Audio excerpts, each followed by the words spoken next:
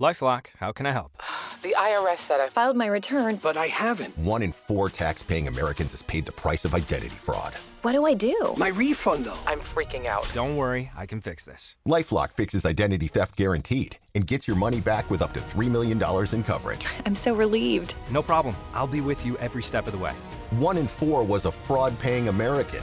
Not anymore. Save up to 40% your first year. Visit LifeLock.com/podcast. Terms apply. ரத்தத்தை உறைய வைக்கும் உண்மைகள். தைரியம் இருந்தா கேளுங்கள். கீதாவுடன் மர்மதேசம். வணக்கம் திரு கார்த்தி. வணக்கம் கீதா. நம்ம ஒரு 60-70 வருஷம் பின்னாடி போறோம். ஒரு பிளாஷ்பேக்.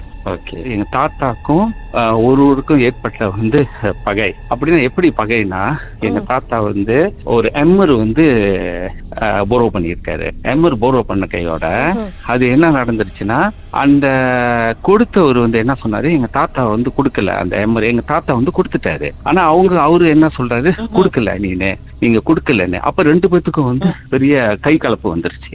கை கலப்பு வந்த கையோட அவரு என்ன செஞ்சுட்டாரு, செய்வதை செஞ்சுட்டாரு. எங்க தாத்தா இறக்குற மாதிரி, தாத்தா இறக்குற மாதிரி செஞ்ச கையோட எங்க தாத்தாக்கு அந்த நேரம் நம்ம இந்து மதத்தை சொல்றாங்களா, நேர காலம் நல்லா இருக்கும்போது அவங்களுக்கு எதுவும் பாதிக்காதுன்னு.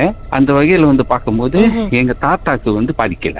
ஆனா எங்க அம்மா கிராஸ் பண்ண அந்த என்னமோ பொருளை வீட்டுக்கு முன்னுக்கு போட்டது கிராஸ் பண்ணது எங்க அம்மாக்கு பாதிச்சிருச்சு. எங்க அம்மாக்கு பாதிச்ச கையோட என்ன நடந்துச்சுன்னா, எங்க அம்மாக்கு இதெல்லாம் ஒண்ணுமே தெரியாது. அப்ப இது கொஞ்ச நாளா போய்கிட்டு இருக்கு, ஒரு 2-3 மாசமா போயிட்டு இருக்கு. எங்க அம்மாக்கு கோயிலுக்கு எல்லாம் போக முடியாது, ஒரு காவடியை பார்த்தா முடியாது, ஒரு கோயிலு கிட்ட போக முடியாது, ஒரு சாமியாரை கிட்ட போக முடியாது. எங்க அப்பாவை பார்த்தா ரொம்ப வெறுப்பு வரும். அப்ப நினைக்கிறேன் ஒரு 30 வயசு இருக்கும்னு நினைக்கிறேன் அம்மாக்கு. ஓகே, அந்த மாதிரி சூழ்நிலையில அப்ப என்ன அப்படியே இது பண்ணும்போது, சரி அம்மாக்கும் தெரியல இது என்னதான் இந்த மாதிரி செய்ததுன்னு தெரியல. எங்க அப்பா இல்ல இது மனப்பிராந்தி, இது ஒண்ணுமே இல்லைன்னு சொல்லிட்டாரு. இப்ப இதுக்கு இடையில லாஹர்ல அந்த காலத்துல ஜம்ம காவடி எடுப்பாங்க. ஜம்ம காவடினா அவங்க இறக்குற மட்டும் காவடி எடுப்பாங்க. சோ ஒரு ஜம்ம காவடி எடுக்கிறவரு, அவருக்கு வயசு ரொம்ப முதியவர், ஒரு 65-70 வயசு இருக்கும். அவரு வீட்டுக்கு அந்த காலத்துல எனக்கும் ஞாபகம் இருக்கு, யாசகம் எடுப்பாங்க. வீடு வீடா அரிசி வாங்குவாங்க. ஒரு தட்டுல ஒரு வேலை குத்திட்டு அதை சமைச்சுதான் எல்லாத்துக்கும் அன்னதானம் கொடுப்பாங்க அந்த காலத்துல. சோ அந்த மாதிரி அவர் வராது.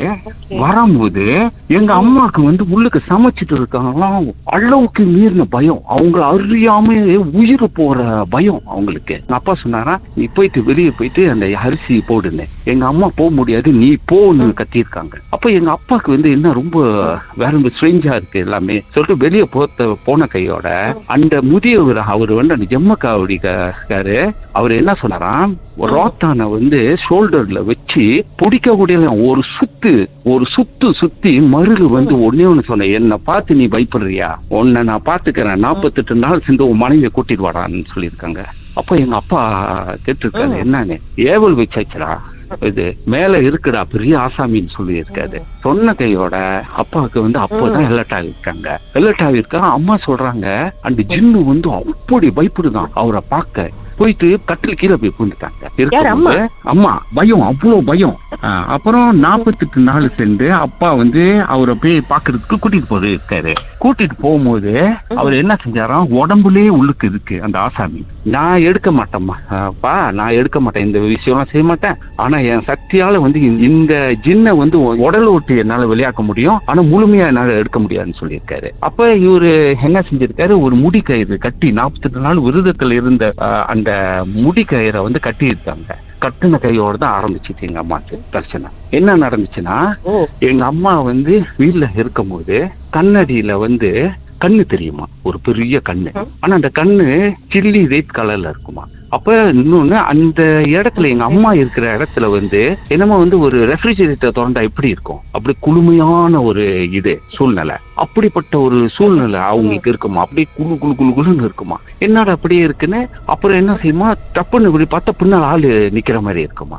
அப்புறம் இப்படியே ஓடிக்கிட்டு இருந்து எங்க அம்மாவுக்கு எல்லாத்துக்கும் தெரிஞ்சிருச்சு. வீட்டுல தெரிஞ்ச கையோட எங்க அம்மா அதுக்கு மேல இதுன்னு சொல்லிடுச்சு. நான் 2 உயிரை எடுக்க வந்திருக்கேன். ஒண்ணு வந்து இது, இன்னொன்னு வந்து இந்த பிள்ளை என் சிஸ்டருக்கு 4-5 வயசு சொன்னாங்க எடுக்க போறேன், என்னை வந்து இதுக்கு தான் அனுப்பி விட்டுருக்காங்கன்னு. அப்ப இப்படியே ஓடிக்கிட்டு இருக்கும்போது இது என்ன நடந்துருச்சுன்னா, அம்மாவுக்கு வந்து அப்பதான் இன்னும் ரொம்ப சிவியரா ஆரம்பிக்குது. எப்படின்னா, ஒரு நாள் வந்து எங்க அப்பா எல்லாம் வந்து எங்க அம்மா வந்து நடுவுல வீட்டுல வந்து எல்லாம் காவலுக்கு நிக்கிறாங்க. ஏன்னா எங்க அம்மா என்ன செய்யறாங்க எது செய்யறாங்க அவங்களுக்கு ஒண்ணுமே தெரியாது. எங்க சிஸ்டர் வந்து 5 வயசு, அந்த பிள்ளைய வந்து என்ன சொல்லணும்னா, அதே மாதிரி வந்து 100 உருவம் வந்து நிக்குமா எங்க அம்மாக்கு. என் சிஸ்டர் மாதிரியே உருவம் எடுத்து 100 உருவம் நிக்குமா. 2 பேரும் நிப்பாங்களாம். அதுல யாரு உண்மை யாரு பொய்யும் தெரியாது. எங்க அம்மா வந்து பாப்பாங்க. அப்ப சொல்லுமா என் சிஸ்டர் மாதிரி, அது சொல்லுமா நிஜன்னு சொல்லுமா, ஒரு சைத்தான் அங்க நிக்குது, அது போய் இந்த கத்தியில எடுத்து குத்து சொல்லுமா. ஆமா, அவ சொந்த மக மாதிரியே பேசுமா. அப்ப எங்க அம்மா பார்த்துட்டு அப்படியே பயப்படும். ஆனா மனசுல வந்து அவங்களுக்கு ஒண்ணு தோன்றுமா, மனசுல ஒண்ணு தோணுமா, அம்மா நீ பாக்குறது எல்லாம் போய். ஏன்னா அவர் முருகனை ரொம்ப கும்பிடுவாங்க எங்க அம்மா, சரியான சாமி பக்தி. அப்ப நீ பாக்குறது எல்லாம் போய். அப்ப இப்படியே ஓடிக்கிட்டு இருக்கும்போது அப்பா ஒரு வாட்டி வந்து ஜின்னு வந்து மேல ஏறிடுச்சு. அதுக்கப்புறம் என்ன நடந்துச்சுன்னு பாட்டுக்கு பிறகு பேசும். கொஞ்ச நேரம் இருங்க.